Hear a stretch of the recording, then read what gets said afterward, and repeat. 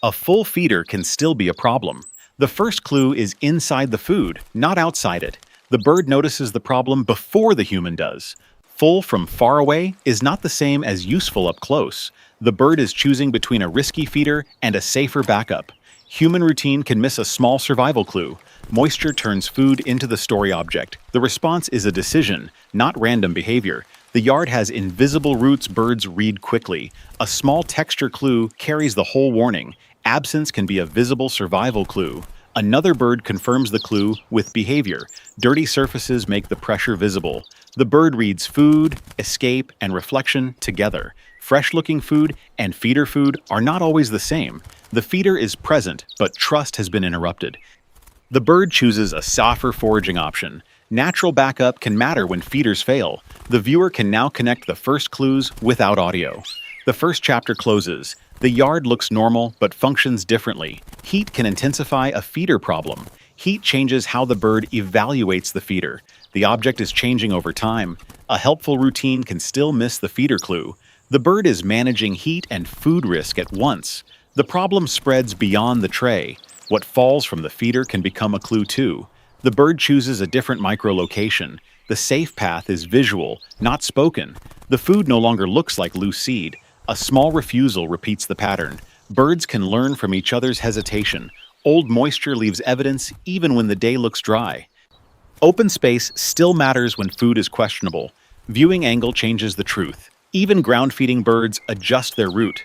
A foot pause becomes a survival signal. Damp leftovers can attract unwanted activity. The second chapter adds cause and consequence. Birds are not gone. Their choices changed. Weather is about to add a new pressure. The bird waits before the rain worsens the clue. The visible cause repeats. Moisture reaches food. Storm routines can hide feeder condition longer.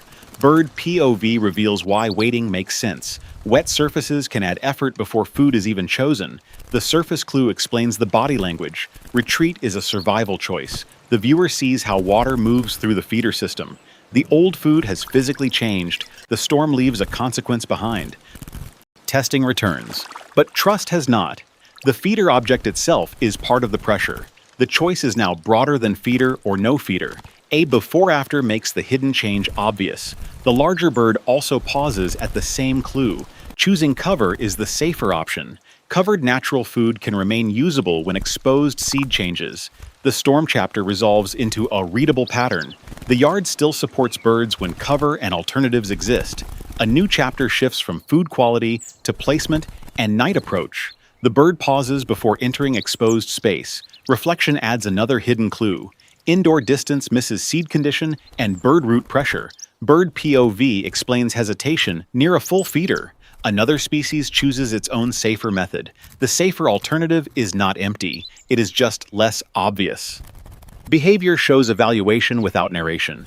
Placement can make food more costly to reach. The pressure is now emotional and readable in one eye. The lack of drama does not mean no problem exists. Shared response becomes a pattern. The problem can remain after weather improves. Low bird perspective reveals the ground consequence. Safer placement is visible as a contrast. The human begins to see what birds were responding to.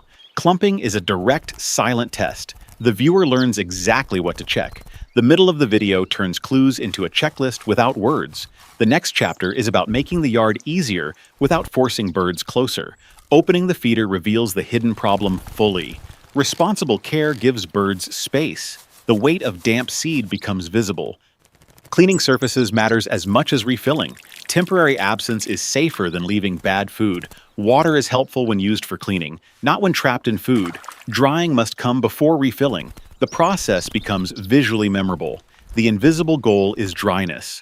Bird support is more than one feeder. Cover and natural food carry the yard during maintenance.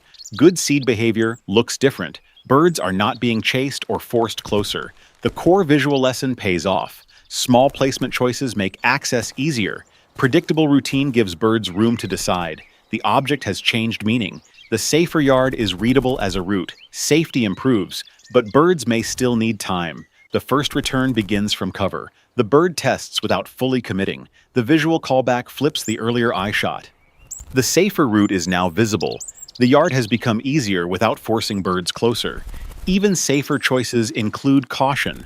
A safe feeder supports quick, natural behavior. The first successful use leaves a small evidence trail. The viewer can read the whole bird strategy silently. A better yard supports choices, not chaos. Birds still manage timing and space. The clean surface changes behavior. A tiny physical clue shows the improvement. Positive cues can travel through the flock. The earlier problem gets a visible answer. The decision process remains visible.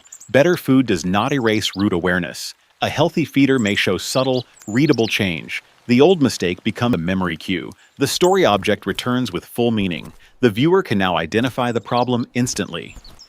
The human and bird routines now fit together. The final mute recap confirms 90% comprehension. A safer yard lets birds choose without pressure. The opening behavior gets an emotional callback. The object now signals care, not hidden risk. The viewer sees practical next steps as objects. The question turns toward the viewer's own yard. The final choice belongs to the viewer. The ending invites a specific habit without scolding. The story closes with a yard that helps rather than quietly hinders.